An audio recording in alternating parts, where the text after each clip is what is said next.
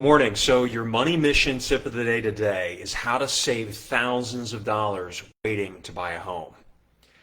So this video is going to be a little bit longer. First off, I hope you had a good weekend. But this video, I want to cover really the topic of buying a home in this market. And the reason why, I'm going to focus a little bit on where inflation is, where interest rates are, where the housing market is, but then also the future of housing.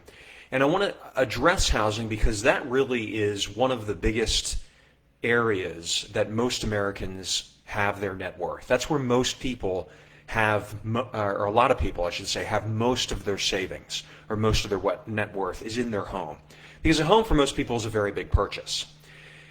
Now, if you remember I don't want to say last week, a couple of weeks ago, they released the May CPI data. Really, it was last month. I'm going to say it was like maybe about 3 or 4 weeks ago now. But they released the CPI data for the month of May.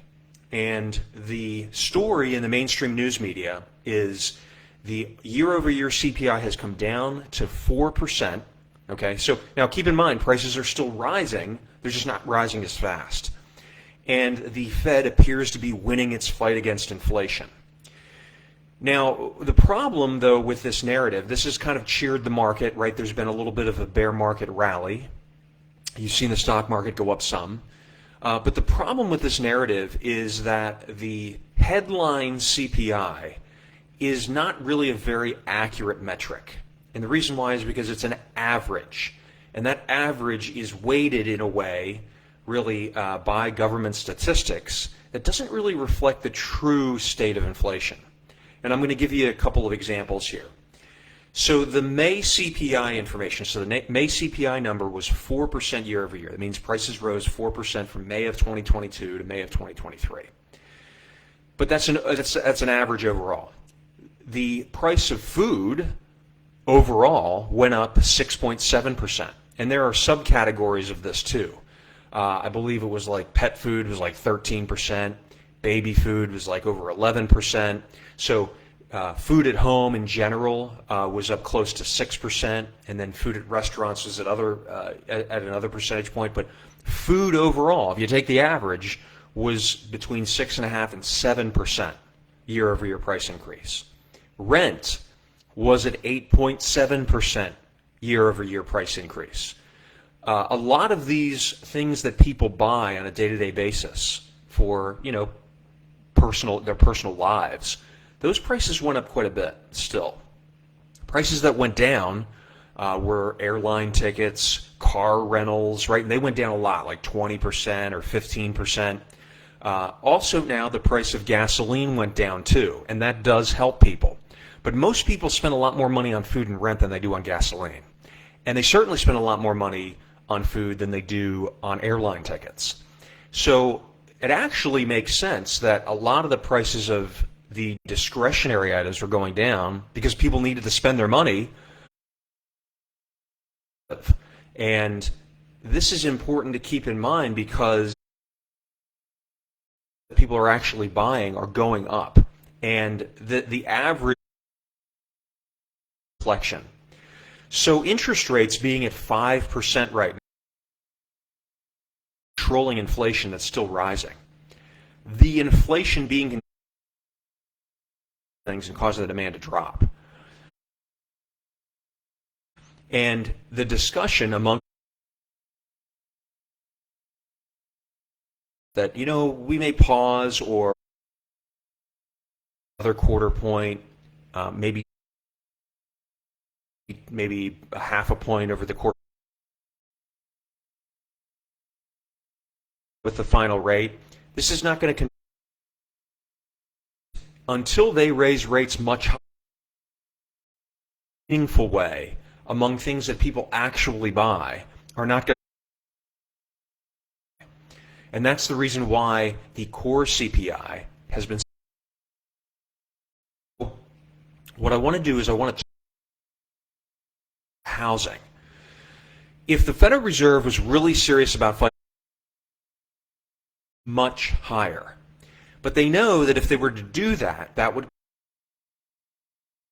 for our financial system. I mean, our financial system already has problems. They're going to get even worse. So talk tough, even though inflation has still remained elevated. Inflation in the goods and services. But at the same time, they can't delay because of inflation. So they're kind of caught in a tough spot. The reason why the future of housing, and the reason why I would encourage you to wait, and where I'm telling you you're going to be able to save a lot of money by waiting, going to go up. At least long-term interest rates are most of the scenarios that I foresee. If the Fed continues to raise rates, continue to go up too.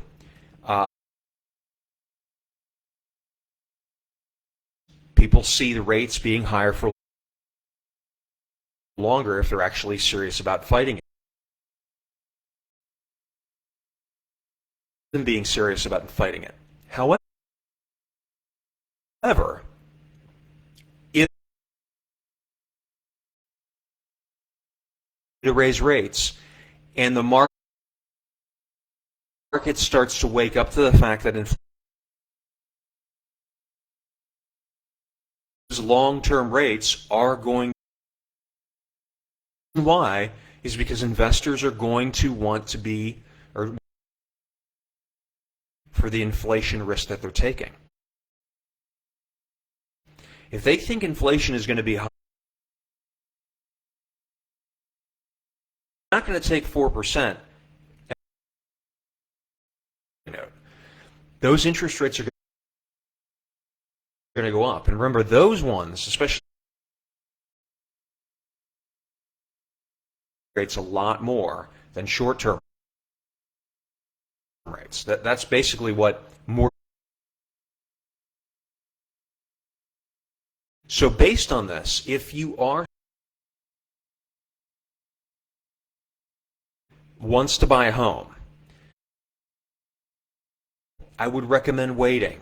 Now, that doesn't mean everybody. If you've got a stable job, the numbers make sense. You know, the numbers that I talk. If all of this makes sense and it all lines up, it might be a good time for you to quality of life too. However, for the majority, it's not. Specifically, long-term mortgage higher for longer, regardless of what the Federal Reserve does. The rates on the long end of the bond to rise and not fall. For the reason that I outlined, that people are going, because cutting rates is in cutting rates once we run into a major economic problem. I guarantee you. Basically, their jobs are on the line.